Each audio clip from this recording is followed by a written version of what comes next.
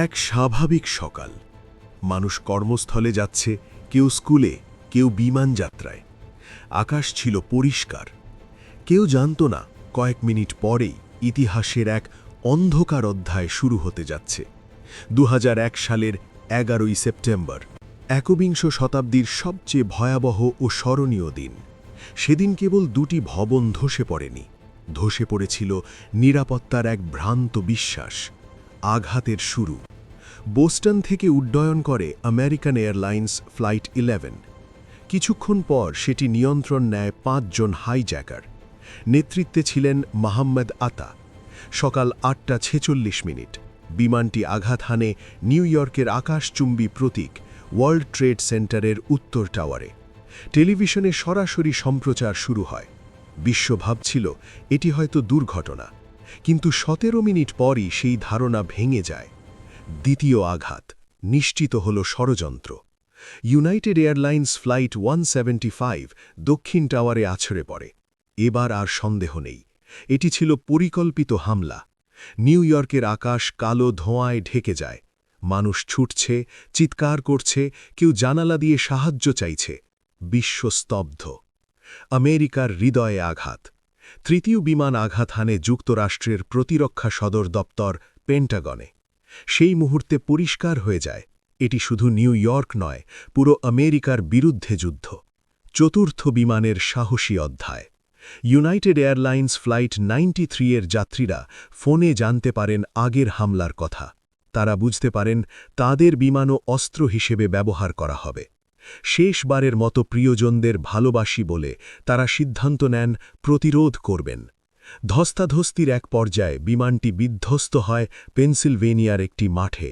ধারণা করা হয় তারা না দাঁড়ালে লক্ষ্য হতে পারত হোয়াইট হাউস অথবা ইউনাইটেড স্টেটস ক্যাপিটাল। সেদিন প্রায় ৩,০০০ মানুষ প্রাণ হারান। নেপথ্যের পরিকল্পনা। এই হামলা ছিল দীর্ঘদিনের প্রস্তুতির ফল। এর পেছনে ছিল জঙ্গি সংগঠন আল কায়েদা। পরিকল্পনার মূল কারিগর ছিলেন খালিদ শেখ মোহাম্মদ আর সংগঠনের নেতা ওসামা বিন লাদেন। তাদের লক্ষ্য ছিল শুধু ধ্বংস নয়, বিশ্বের সবচেয়ে শক্তিশালী দেশের বুকে আঘাত হেনে একটি বার্তা দেওয়া। বিশ্ব রাজনীতির নতুন অধ্যায়। এই ঘটনার পর শুরু হয় ওয়ার অন টেরর। আফগানিস্তানে সামরিক অভিযান, কঠোর বিমান নিরাপত্তা, গঠন করা হয় ট্রান্সপোর্টেশন সিকিউরিটি অ্যাডমিনিস্ট্রেশন TSA, পাশ হয় USA পেট্রিয়ট অ্যাক্ট। বিশ্ব রাজনীতি বদলে যায়। মধ্যপ্রাচ্য ও পশ্চিমা বিশ্বের সম্পর্ক জটিল হয়ে ওঠে। নিরাপত্তা ও ব্যক্তিগত স্বাধীনতার মাঝে তৈরি হয় নতুন বিতর্ক। সামাজিক প্রভাব। 9/11-এর পর বিশ্ব আর আগের মতো ছিল না।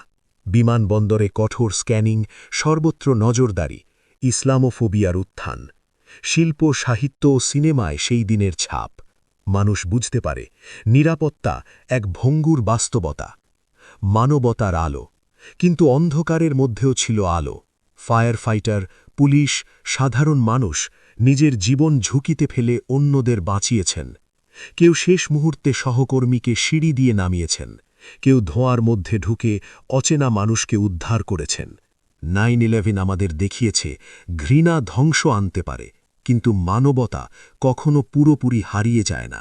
আজও যখন আমরা বিমানবন্দরে জুতো খুলে স্ক্যানিং করি, যখন আকাশে উড়ন্ত বিমান দেখি, তখন আমরা সেই দিনের অধিকার বহন করি।